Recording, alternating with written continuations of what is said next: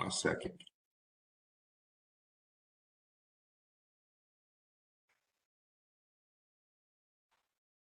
Funding through the life cycle. Thank you guys for attending. Thank you, everyone. Thank you, Ms. Moon, as well. Teresa Moon joined the Parabalis team in late fall 2020. She brings to the team her extensive expertise, experience in business development within the government contracting, marketing and branding, relationship building, and partnership management. Her impact is best recognized in her abilities to generate business opportunities within the several industries through networking, developing partnerships, and understanding how to effectively create reciprocal referral relationships.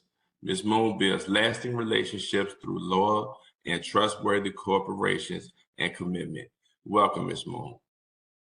Thank you so very much. I appreciate that. And you nailed it. Parabalis is a mouthful. And most people are like, why Parabalis? Good news is we've got really smart people who started the company, and that's why. Number two, it means easily obtainable, procurable. So it makes sense when you're trying to access cash, but you just have to have a PhD in Latin, apparently, to understand it. So if anyone ever asked if you know any weird words, now you know one. And so you can thank me later. I'm sure you're excited to now have that little tidbit of knowledge now. But thank you, Curtis. Thank you, the whole team at the Department of Veteran Affairs. Thank you, Anna Ehrman. I am so proud and privileged to be here. I really appreciate being able to present for you all today. I think this topic, although it's probably not the most exciting thing that you're going to do for this weekend, it's super important. And so let's talk about it. Let's break down some of the barriers that tend to be the biggest challenges for small and growing businesses. And let's talk about some options that are available to you that can make your life a whole lot easier when you're out there winning contracts, right? So a motto of mine throughout this year and probably going forward forever is, if you win it, can you fund it, right? And there's a lot that goes into understanding how to navigate that road in terms of funding through your life cycle. So that's what we're going to talk about today. We're going to break it down. We're going to make it simple. We're going to make it easy enough that you're going to walk away armed with information so that you can talk with your lending partners, your bankers, your CFO, your CPAs with confidence so that you can get the results that you are looking for based off of some of the information that you learned today. And I'm going to reiterate what was said at the beginning. Add your information into the chat box, because this is a great way for you all to connect with not only me, but with one another. Great way to form relationships is to introduce yourself to businesses that are within the same circle and spheres of influence that you are, because the best way that we can share and grow is by meeting other people that are doing the same thing. They understand you. They're walking the same walk. So I can't encourage you more.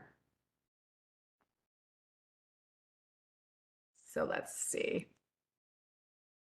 There we go. So a little bit about background of Parabalis. We were founded by former federal contracting executives and veterans. We're veteran owned and operated. Dr. Edward Bursoff is the chairman of our board. He was in the Army Corps of Engineers. Our CEO, Bruce Lyman, is a 30-year Air Force veteran.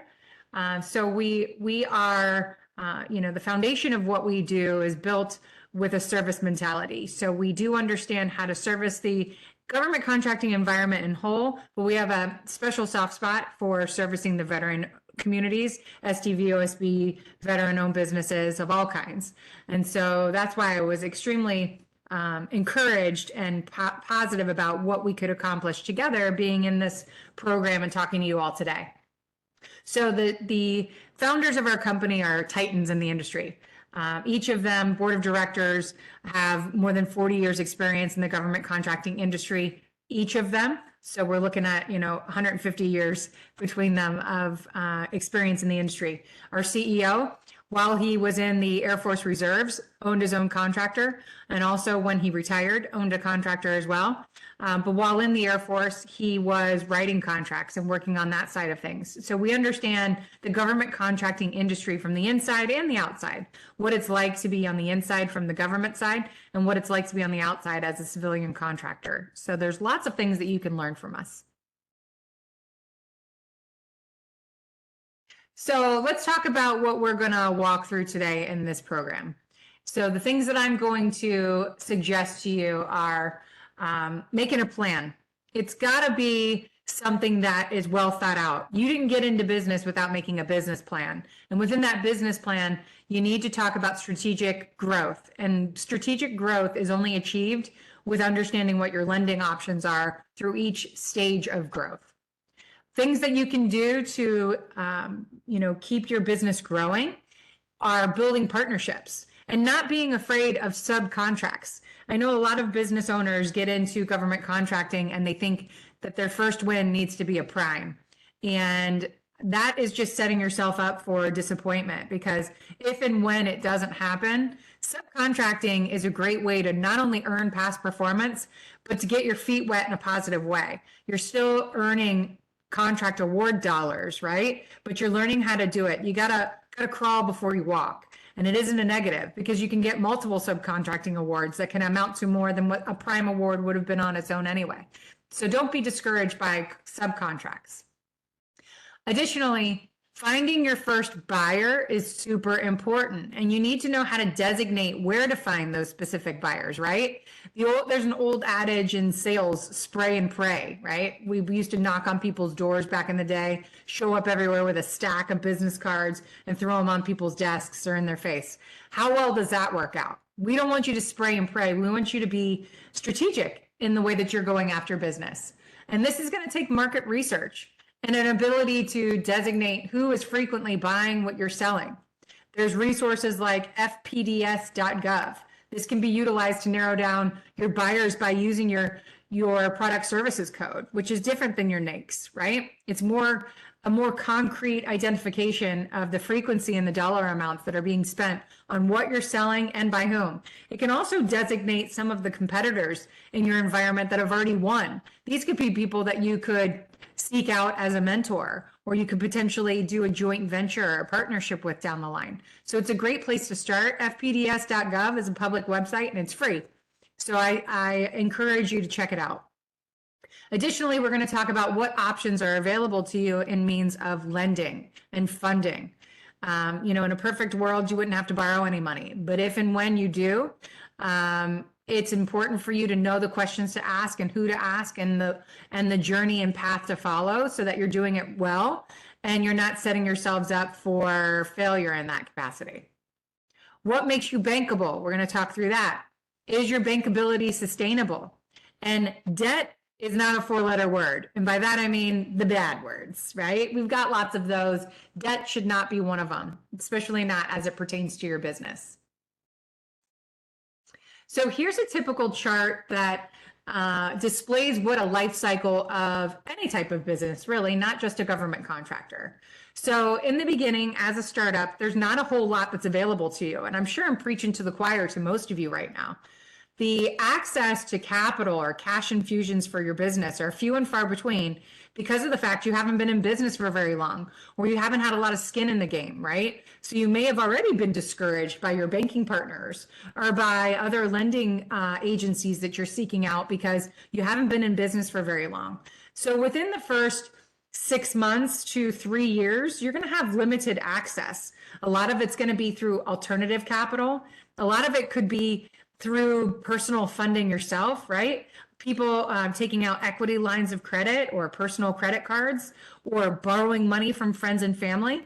These are all some of the things that are most readily accessible in the very beginning. It's not a bad thing, right? Like I already said, in a perfect world, you'd never have to borrow any money. That is the ultimate goal, is to borrow as little as possible and be cash positive as quick as possible. But it's just probably not very likely, especially if you start off well and you start winning contract awards quickly.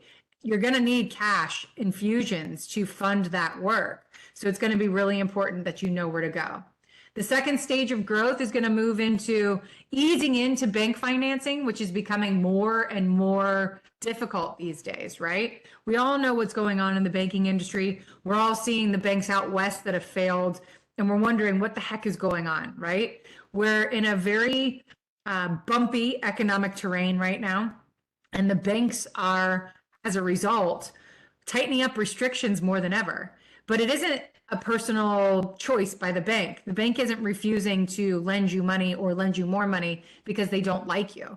Why? They're federally regulated. They have financial covenants that they were required to commit to, and they're regulated by the Federal Reserve and the federal commissions within federal governance, so that they're not just lending money willy-nilly. And because of that, and as a result, there's not as much access for small businesses.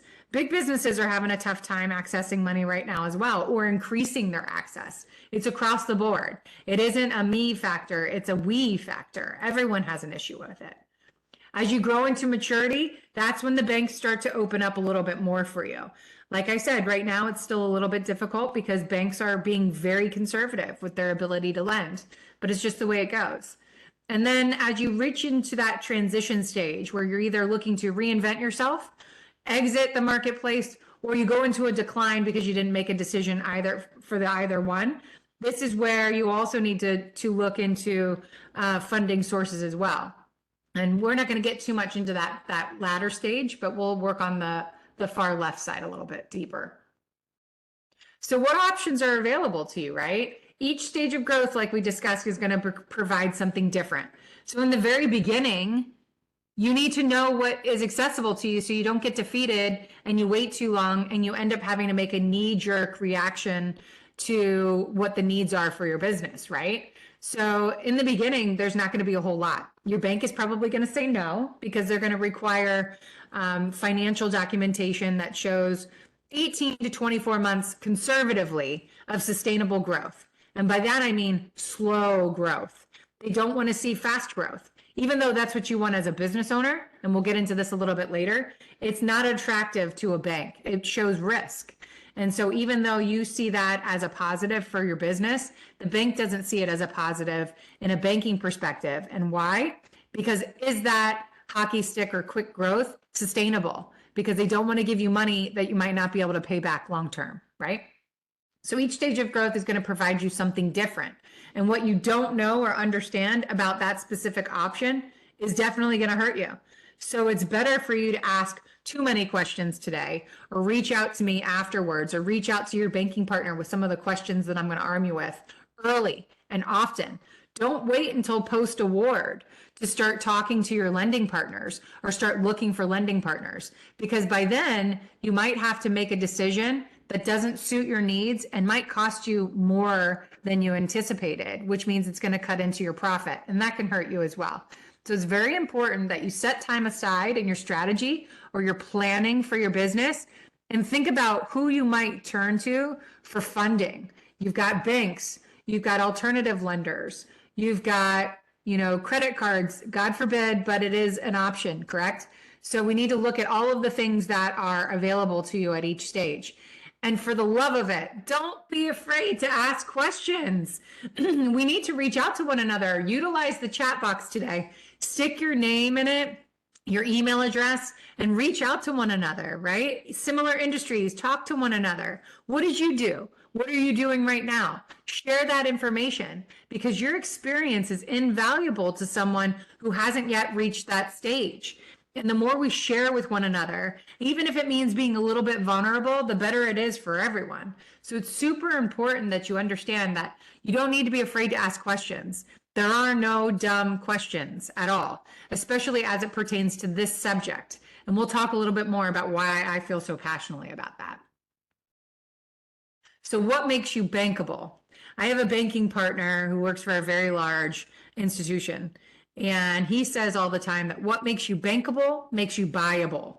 And ultimately, you don't want to work until the day you step foot into the grave, right? You want to work, you want to be able to earn some money, invest some money, and then retire happily, hopefully, right?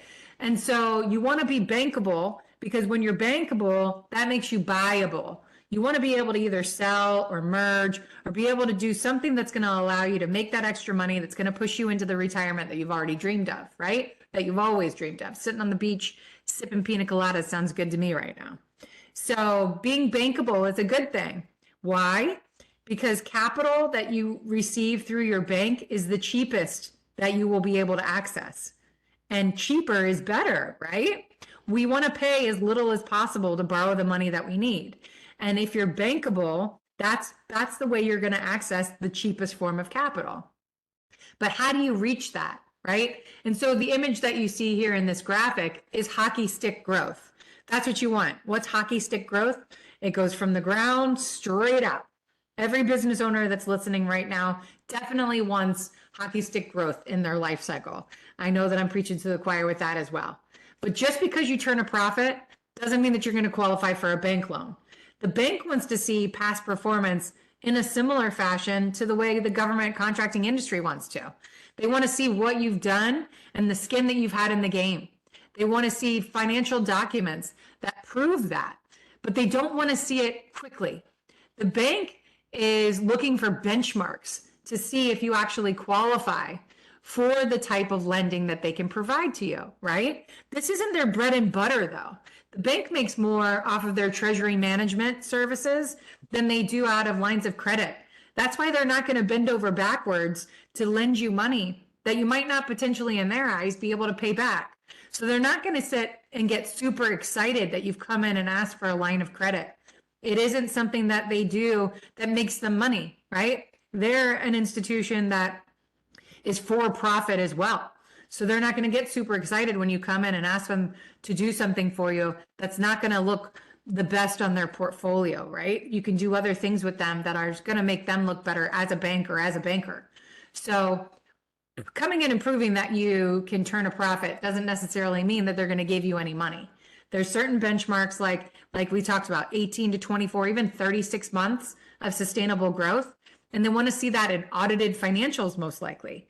Now, there are certain circumstances where they'll take your financial statements from past years and you can put that together, or other relatively easy collected financial documents that can prove that you can provide them with sustainable growth through your business dealings. But for the most part, at least once a quarter or twice a year, you're going to be asked to provide them with audited financials. And by that, I mean, it's not just simply printing it from your QuickBooks. They're going to want to see it that it's been certified by a CPA outside of your business that can testify to the fact that these are accurate. And so that's going to cost you some money too. So while bank funding is cheaper, if you add in the fees that it takes you to qualify for it, it's going to make it relative in respect to some of the alternative lending options that you also have available to you. So benchmarks to qualify are something that you can talk to your bank about. Go in, if you currently have a banking relationship and a banker within the institution that you work with, go in and say, hey, Teresa, banker, I want to know what benchmarks that I need to qualify for a line of credit with the bank. And they should be able to tell you that. And then ask them, at this point in my life cycle, do I qualify for a line of credit with your bank? And depending on their answer will depend on where the conversation goes next, right? Because for them, even though you've won a contract award and that is allowing you to exhibit hockey stick growth and decline are seen as equally as risky in a bank.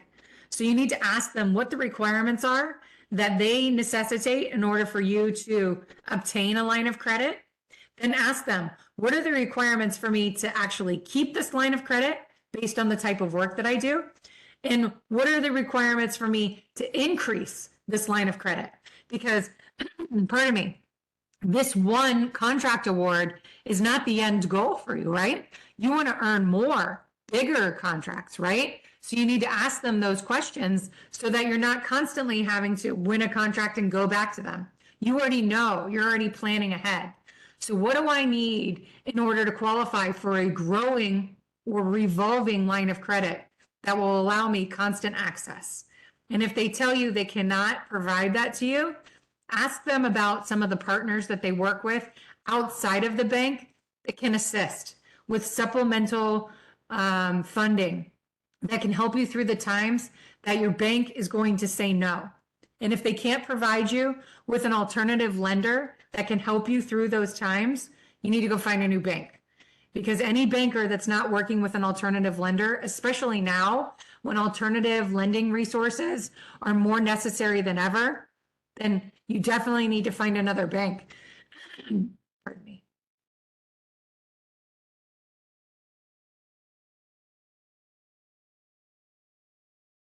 Okay, is your bankability sustainable? What the heck does that mean, right? Can you keep this banking relationship through the life cycle of your business or your GovCon work?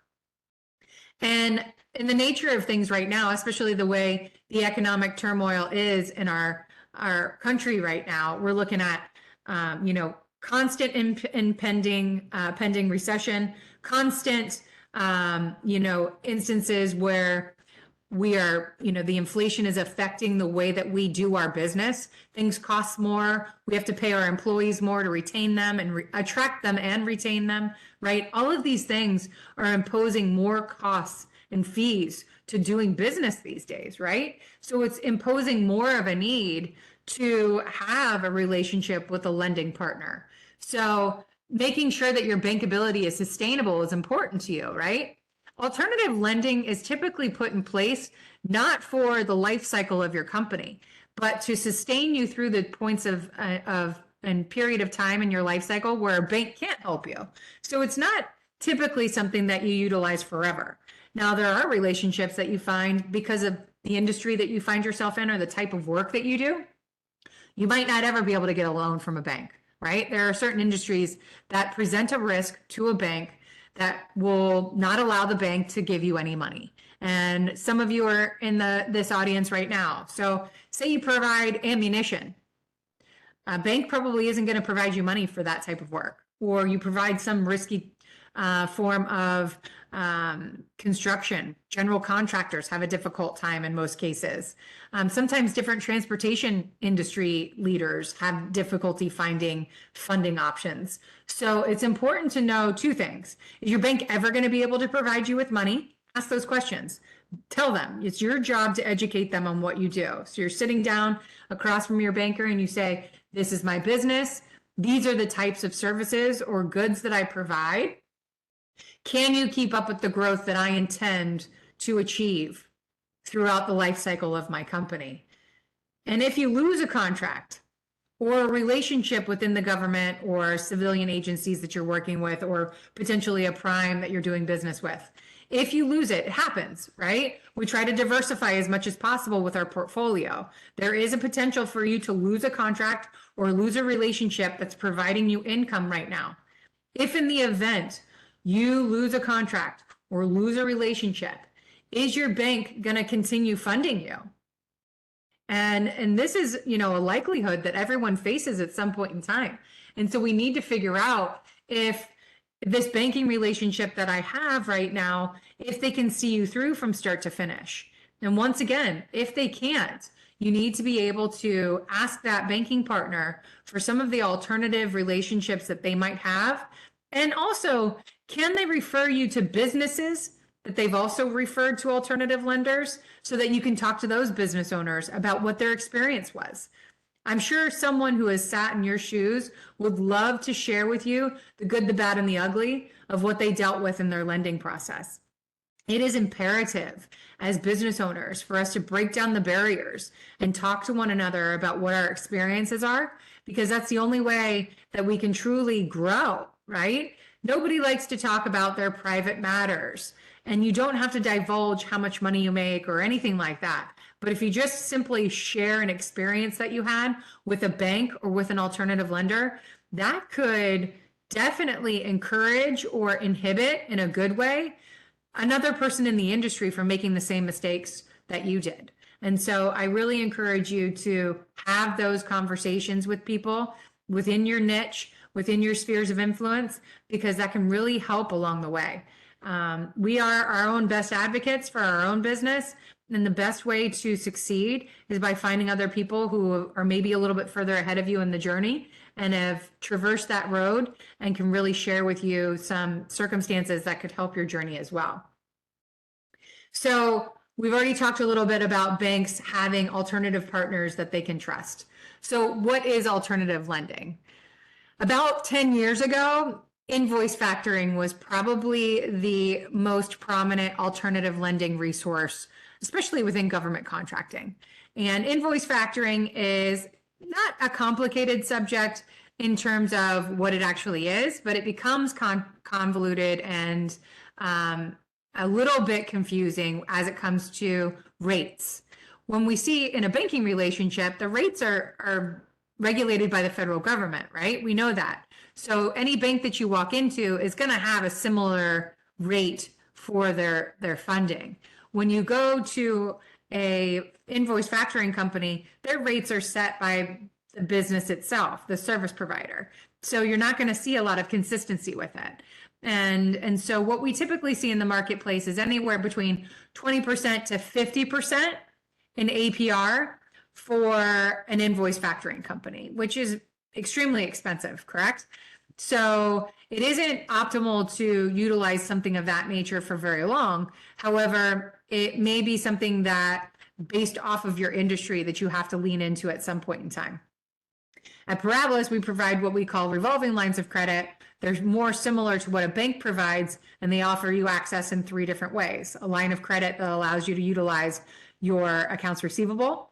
You can also utilize your work in progress or that unbilled labor, which is great in the onset of a contract. So all those payrolls and the operating expenses that you incur prior to getting paid by the government or by the prime that you're working with, it'll allow for money pulled forward off of those expenses. Or on delivery orders, you can pull cash forward for up to 6 months on your delivery order schedule if you're a goods provider. So we are an alternative lender as well.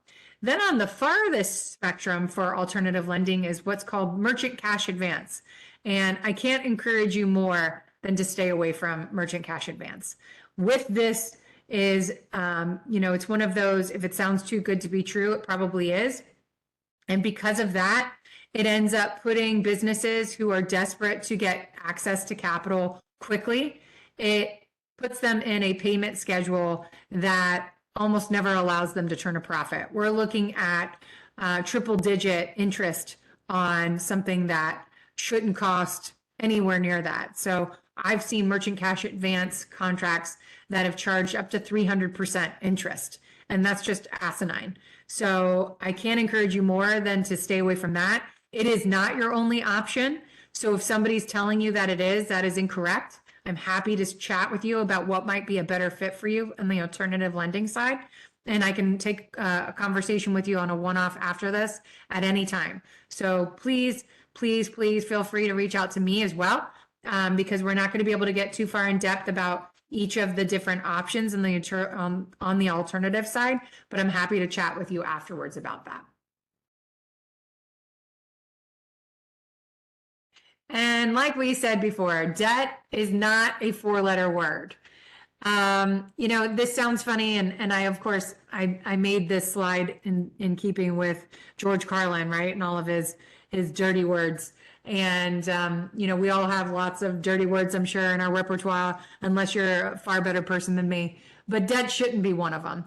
We said in the beginning that in a perfect world, you'd never have to borrow any money. And that's optimal. But unfortunately, it just isn't the reality that most of us live in. And so having a strategy in place and a plan in place is important, but breaking down the barriers of the conversation itself is paramount to being able to access the information that you need. Talking about finances has become as taboo as, talking about politics and religion in an open setting. I get it. It isn't comfortable. And I think the problem with it is that there are so many common misconceptions that are grounded in fear that inhibit people from talking openly about this. And so I can't encourage you enough than to open yourself up to the fact that it may make you a little bit vulnerable, but you don't have to offer up all of your personal information just to get some questions answered, right? Nobody needs to know how much money you make every year, or how much revenue your company is bringing in. But being able to talk about what options were available to other businesses at the same stage of growth that you're in, and the avenues that they traveled in order to access that capital is super important, right? So let's break down those walls. It doesn't mean, if you need capital, it doesn't mean your business is failing.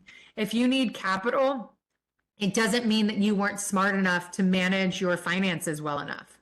Both of those are untrue, but both of those are the driving forces behind why a lot of business leaders don't talk openly enough about what is available to them, or what what avenues they traveled in order to successfully obtain funding to fund their growth or to fund through a contract loss. Because yes, there are options that are available to you that will get you through to the other side of a contract loss.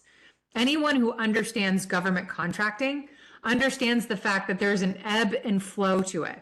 There are a lot of circumstances in government contracting that don't pertain to the commercial market, right? The commercial market very rarely has to deal with what the other side of a government shutdown looks like, or a continued resolution looks like, right? Or a stall on or delay on a contract. Those are things that commercial businesses don't have to deal with.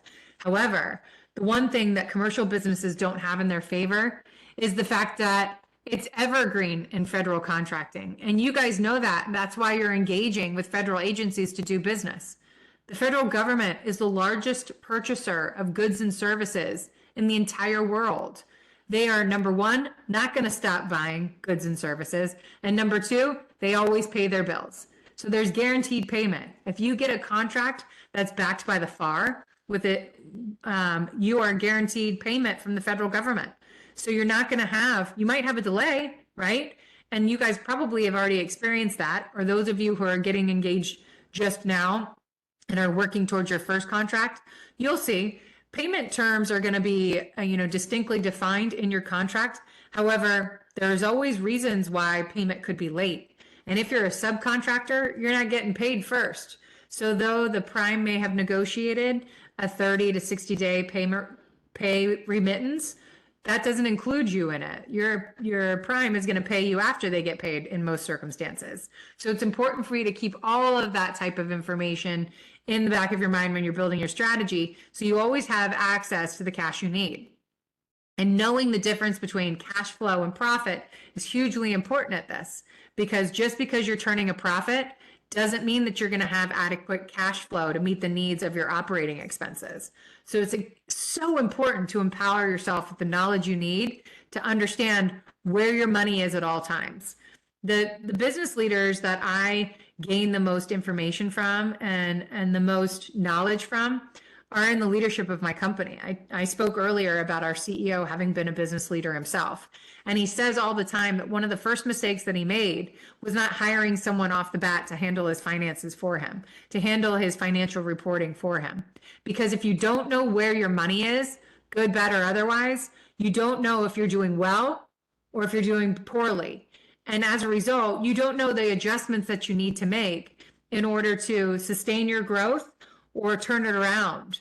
And so it's very important for you to have the right people in place so that you always know where your money is. Because if you don't, and it isn't your expertise, you're potentially setting yourself up for failure. So I know it's cliche, but I say it a lot. You need to do what you do best for your business, because most leaders of a company are functional operators, right? They know what their specialized expertise is, but they don't necessarily know how to run all of the nuances of their business.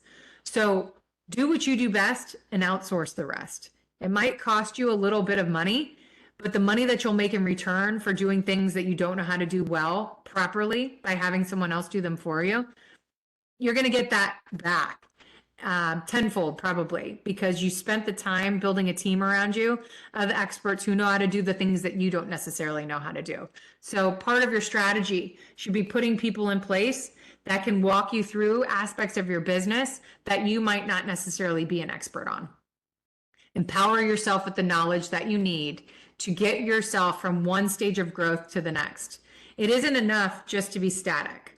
What we're looking for as business leaders is to grow. And even though there might be an ebb and flow in that growth, it's important to understand at each turn what the options are that are available to you, because you're not alone in this. And anyone that tells you otherwise is kidding themselves, because the number one need for all businesses of all sizes in all industries is access to money. And not just access to the money that they need, but access to the money that they need in the amount that they need when they need it. And big businesses are not outside of that realm as well, right? Big businesses actually need more money and more access, because the work that they do requires more operating expenses. So just because you think that, you'll get to a certain stage and you'll outgrow the need for capital, it most likely won't happen. Hopefully what you're doing along the way is you're building up enough momentum in a positive cash flow status that you're going to be able to get from one stage of growth to the next in a way that makes it not only sustainable, but it gives you enough power to see the market for what it is and allow your business to become everything that you intended it to be. And so, in terms of lending partners, when you're looking at contracts with alternative lenders, especially, if there's anything that you don't understand, ask questions. Okay. If you don't know exactly what you're paying for your capital, then you don't know what it's going to cost to your bottom line. And that's super important because it doesn't take a degree in finance to understand what you're paying for your money. And if it requires someone with more education than you to look at it, then it's probably because something's being hidden in that contract. So don't be afraid to ask questions. It is your business after all, and you don't have to take the first person that comes along. I definitely suggest more than anything else that you find lending partners that understand government contracting because it is different. It isn't like the commercial market. So though you might have business in the commercial market as well, the public sector functions on a different wavelength, right? The way that we do business in government contracting is definitely different. The fiscal year is different, right? And the way that we engage multiple agencies is different. Each agency doesn't have a static form of how they do business. Most of them try to stay as consistent as possible with each other. But if you're a business that engages with several agencies, you know that the way that each does business differs. And so, and most of it is because of humans, right? We're human. We do business the way that we feel comfortable. But in another light, we do business with people who we feel comfortable with. So it's important to build human relationships, people to people relationships, not only with your competimates or people within your industry, but with government as well. And an easy way to do that is probably a way that you found this engagement today. LinkedIn. If you look, every agency most likely has a presence on LinkedIn. And with that, they have government agency representatives who also have a LinkedIn page. And by that, you can find out events like this that you can join and learn more of upcoming events that might engage and show you how to engage with that agency, how to do business with them. Because it's certainly more important than anything else that not only is it important that you do what you do and that you do it as well as you possibly can and better than everyone if possible, but you need to share with the government agencies why they should care and why they should choose you, right? Because you're probably not the only person that does what you do. So if you don't know what makes a government agency tick, you won't know how to speak that language. And part of what could be the tipping point for you is also having a lending partner that can go through the contract process with you. To be able to go to a contracting officer and let them know not only can you perform at the highest level and you can do it at a price that's attractive to them, but you have a lending partner that can meet the needs with whatever the contract provides. So if it grows, that lending partner can grow with you. That's important. And so I would encourage you to ask your lending partner as well if they can provide you with backing that will allow you to grow with the contract pursuits that you are engaging. It would definitely put you to the top of the pile, I have to say. And I bet there's not a contracting officer out there that would dispute that with me. So definitely, I think more than anything else, engage with one another, find resources and organizations that support what you do within the industry that you work. And there you can meet people who may be a little bit further ahead of you that can share what they do with you so that you don't have to make the same mistakes twice. Because just because it was made once, and even if it wasn't yours, doesn't mean that you have to make it too.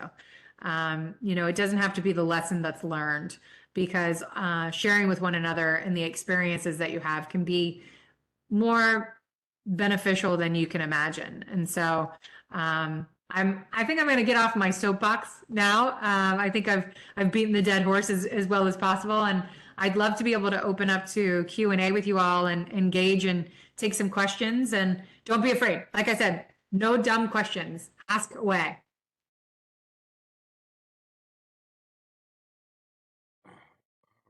Are you ready for some questions, Ms. Moon? Yes, please. Awesome. First question.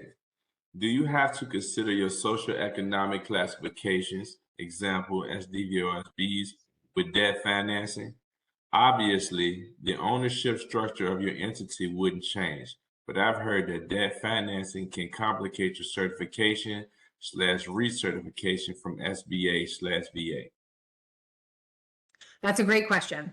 So typical lending partners just want to see what your breakdown of ownership is. And so it shouldn't be a factor in being able to regain certification or be recertified for any of the different socioeconomic certifications that are available to you within the SBA. Here's the key though. Don't borrow from too many different people. Two reasons. It's easier to track when you have limited amount of borrowing bases out there, right? Because it provides a lien against your company. And that usually is against that ownership, as a person themselves, because there's personal guarantees required for any type of loan, right?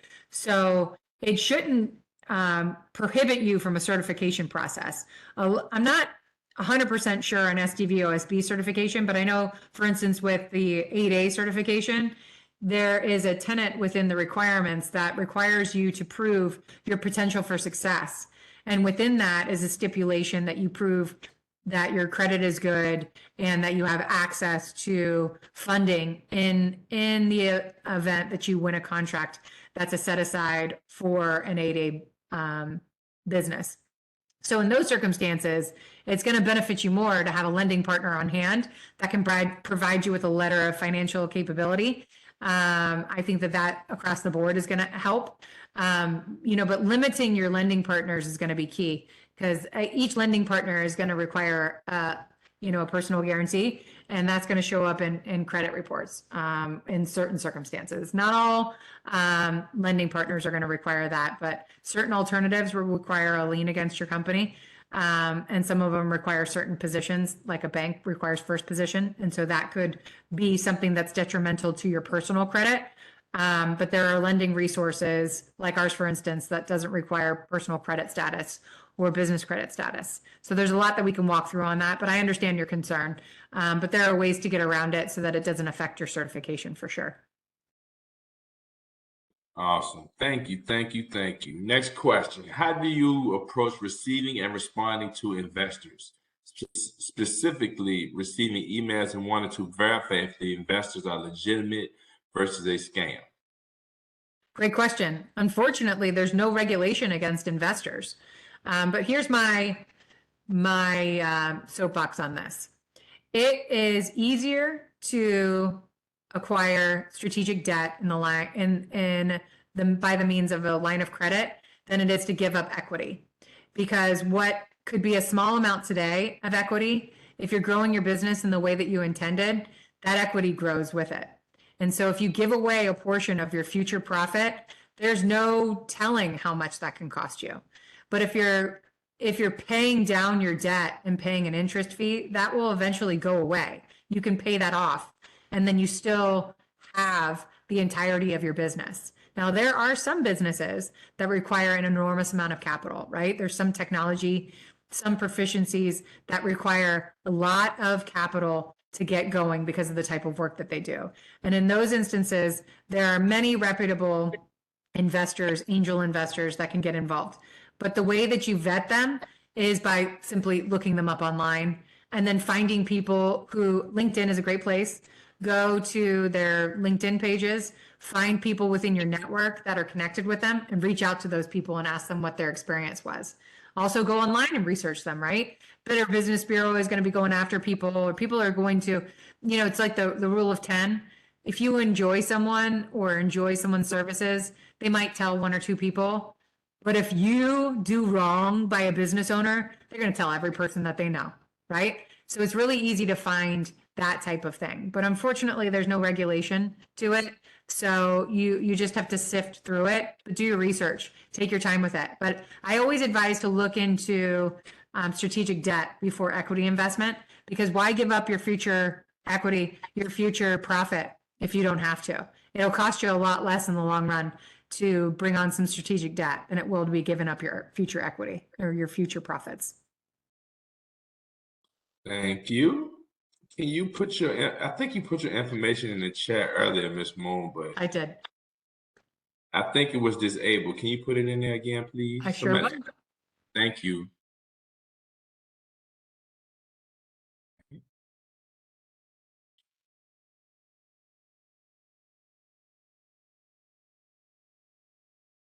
And I want to encourage you all as well. I put my email in there, but I also put our website. We have a lot of resources on our website that can assist as well. I do a monthly blog, and I have a podcast that I also put out once a month, and happy to share those episodes with you. Anna Ehrman has actually been on my podcast. I'm very proud of that. But if you look through it, it isn't about funding. It's resources within government contracting that you might not otherwise know about. So it's a good spot to go and look for information on other topics that you might want more information on. So, such as, legal advice, marketing, business development, all those kinds of things, that's in there as well. But happy to share with you if you want to reach out. If you've got a story, something that you'd like to share, I'd love to have you on the program. So reach out to me about that as well. If I can help you market your business better so that you can earn more work, happy to help. Absolutely. What's the easiest, quickest source of funding for a new start company? A startup company. Okay. So it depends on if you've won a contract or not. Alternative lenders will help you as a startup if you've already won a contract award. So say as soon as you get that signed award in hand, you can reach out to an alternative lender and they'll help you. But if you're just in the process of trying to win a contract and you haven't yet, and you have no earned income within the industry in the commercial market, it's going to be difficult. So you're going to be looking at things like personal credit cards, equity lines of credit. I hate encouraging people to take out of their 401k because you shouldn't, but a lot of people do. I know a lot of people that lend their company money out of their own personal savings. But let me encourage you that if you do that, charge your company interest so that you get that money back, because you know that you're not going to take it back out. So if you charge your company interest on that money, at least you know that that is an investment as opposed to money that you've just put in and will never redeem again. So it's very limited on the beginning side. I do have a partner who is specifically aligned with veteran-owned businesses, and she does have availability of funds that she can provide in smaller amounts to startup companies. And I'd be happy to share their information with you as well. So whomever asked that question, please reach out. I can connect you with them if that's something that you might need. Thank you. Mm-hmm. Next question. What are some grant opportunities available and best practices to position yourself for them? Opportunities available. I would say, like we talked about in the very beginning, about going to where the actual opportunities lie. fpds.gov is a website where you can see, based off of what your PSC code, your product service code, what agencies are buying and how much money they've spent in the last several years on that particular good or service. I think the number one thing that businesses need to do from the onstart is get some strategic business development training. It's one thing to be, really good at what you do, but it's a whole nother thing at being able to not only find an opportunity within government contracting, but market yourself in a good way to the actual buyers and purchasers of your goods or services. So I have a couple of resources that I can lend to you if you want to reach out. Business development trainings that could help you if you're not ready to hire someone out and do that for you. Or I also have outsourced business development people who can actually help you as a service, do the business development side of gaining those contracts for you, proposal writing, all the capture process that comes into it. They can help you with that. So if you want to do it yourself, I can connect you with a training program. If you want to hire someone and outsource to do it for you at a nominal fee, I can connect you with someone there as well. Thank you. Hey, Ms. Jackson. Ms. Jackson stated from Oklahoma Apex Accelerator that they can also assist with some of the resources you're speaking about as well, Ms. Moon. So please feel free to contact your Apex Accelerator if needed in your area. Thank you, Ms. Jackson. I agree 100%. And those of you who aren't familiar, Apex accelerators are business development coaching programs, essentially, that help you when you get a little bit beyond that startup and you're ready to really break into the industry. They can help you with a whole bunch of things, including capability statements and where to go. They can introduce you to people because they're very well connected, and they have educational programs within each of them as well. Very beneficial. Yes, yes, thank you. Okay, what are examples of alternative leaders? Lenders. I'm sorry, not lenders. Leaders. I'm sorry. Yeah, no, I understood it. Alternative lending would be, Parabalis is considered an alternative lender because we aren't a bank. Alternative lenders provide access to capital that isn't federally regulated. So we don't have the federal regulations that a bank does. So it provides a little bit more access based off of the fact that they can take on a risk that a bank can't. So Parabalis provides alternative lending lines of credit. Another alternative are invoice factoring companies. And another alternative would be merchant cash advance, which I prefer that you would stay away from. Alternative lending is also in equity investment. So depending on what industry you're in, would determine whether or not any of those would be a good fit.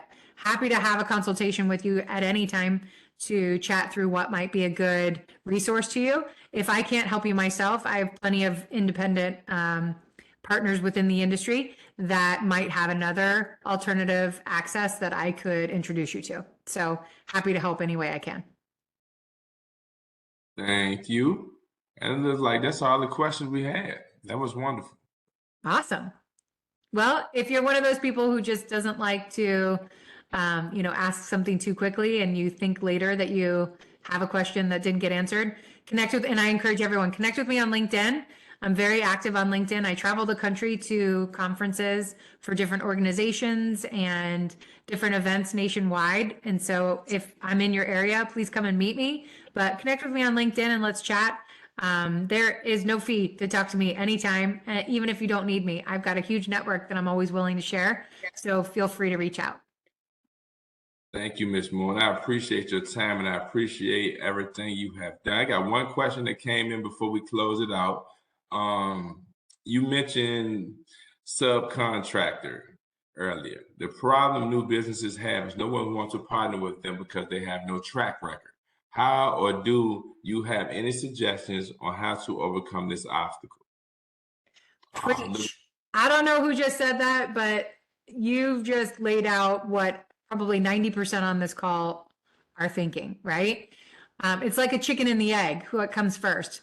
Everyone wants to give small businesses, wants them to be on their repertoire for their contract award because they need you, right? There's small business requirements for big business, but nobody wants to be the first one to give you a shot.